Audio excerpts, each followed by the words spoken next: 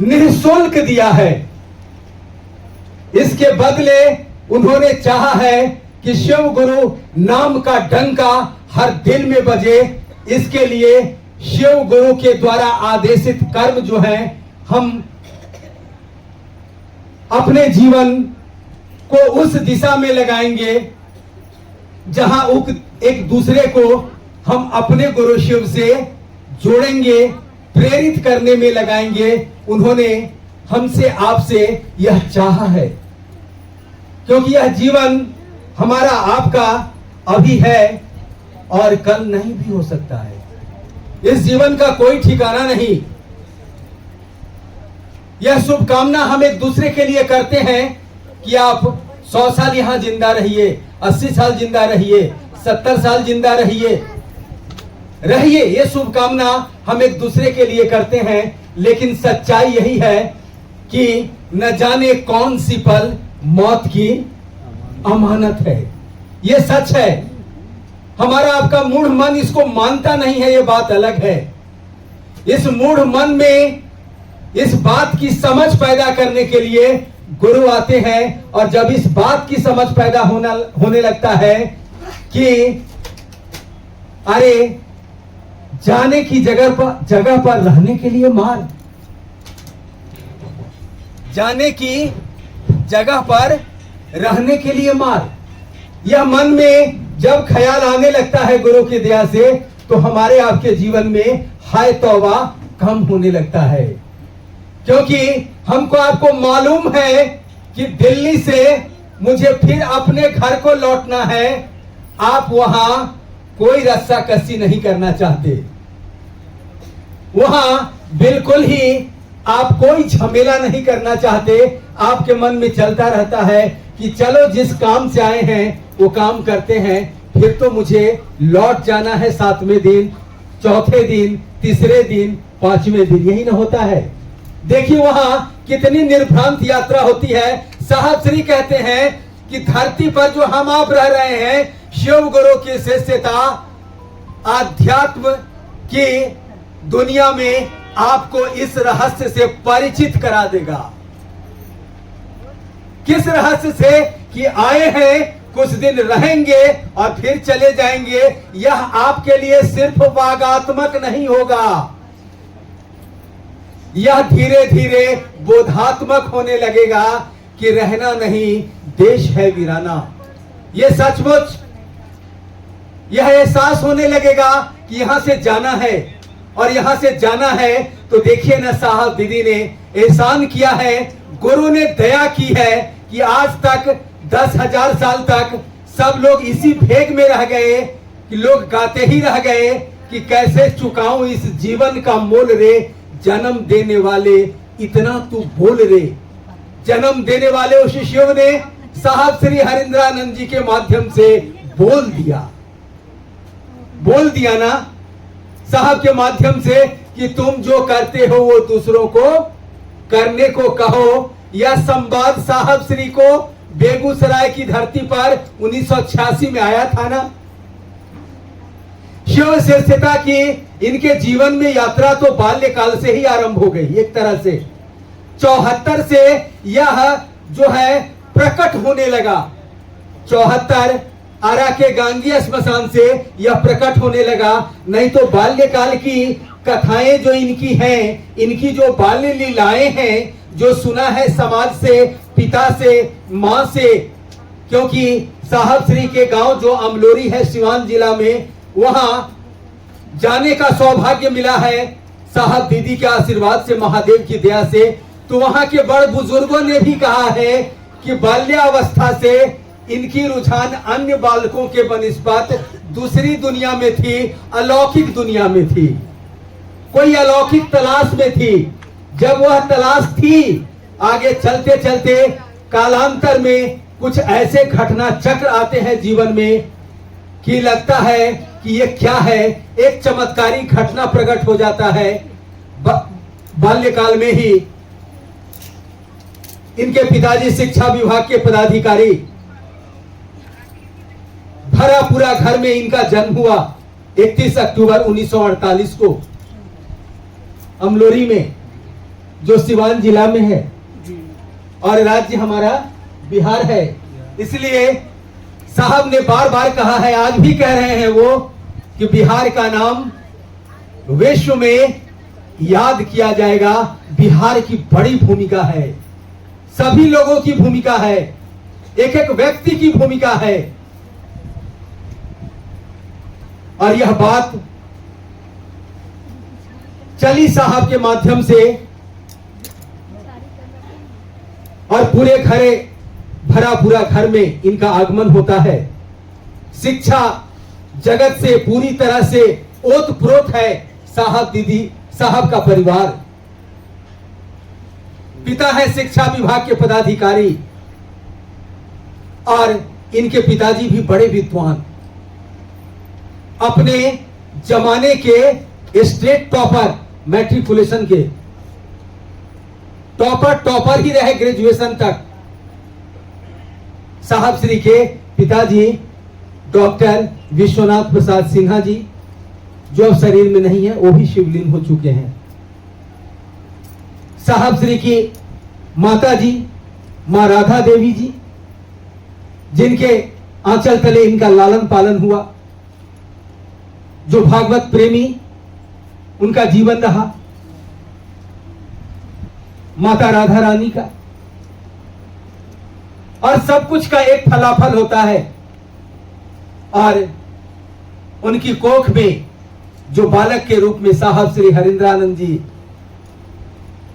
आए, वो तो आज विश्व के इतिहास का जो वह चमकता हुआ आसमान है, उसके चमकते हुए सितारे हैं। वो जो किसी ने नहीं किया 5000 साल में आध्यात्मिक जगत में, 10,000 साल के आध्यात्मिक इतिहास में वो साहब श्री हरिंद्रानंद जी ने कर दिखाया।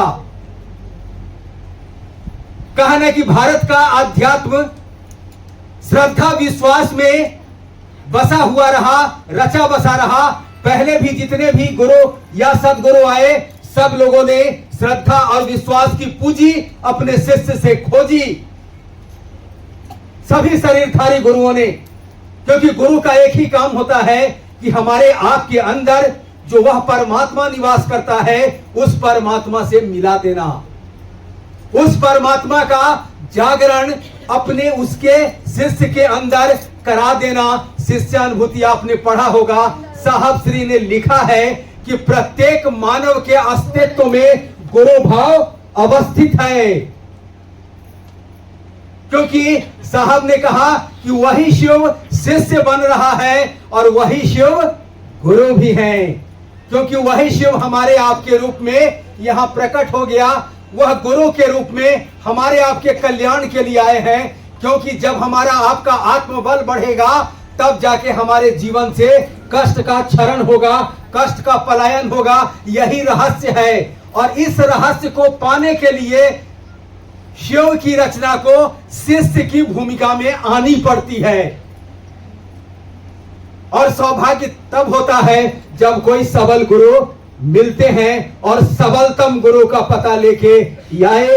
और उस समय शिक्षा विभाग के पदाधिकारी के रूप में कार्यरत हैं साहब श्री के पिताजी, और साधना शास्त्र प्रेमी साहब श्री के पिताजी, साधु की संगति में रहने वाले साहब श्री के पिताजी। एक दिन एक साधु आता है साहब श्री के पिताजी से मिलने के लिए। वो रात्रि विश्राम करने के लिए भी साहब श्री के पिताजी के अनुरोध पर ठहर जाते हैं।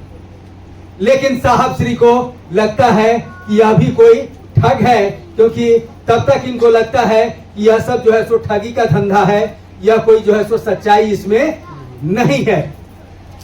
ये कहते भी हैं, मानते भी हैं।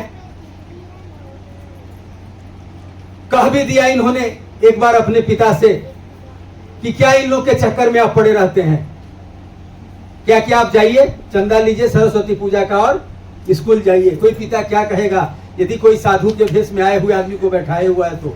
देखिए साहब श्री की पारखी नजर, उस समय तो कुछ भी नहीं दिख रहा है, लेकिन नजर कहां है।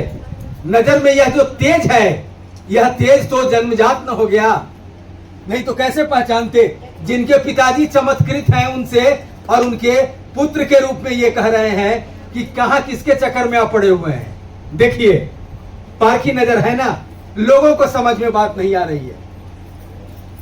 और वही साधु रात को कहता है कि बउआ एक खड़िका लेके आइए भोजन के उपरांत।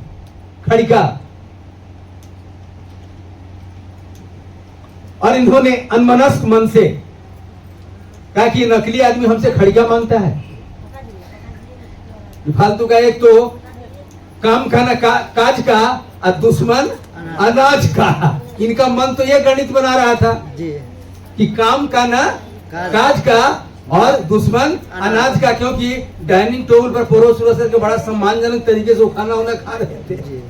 तो काकिया, तो इन्होंने शरारत की तो उम्र थी ही, और एक अनमनस्क ढंग से चिढ़े हुए मन से कह लीजिए, इन्होंने झाड़ू का एक तिनका तोड़ के दे दिया।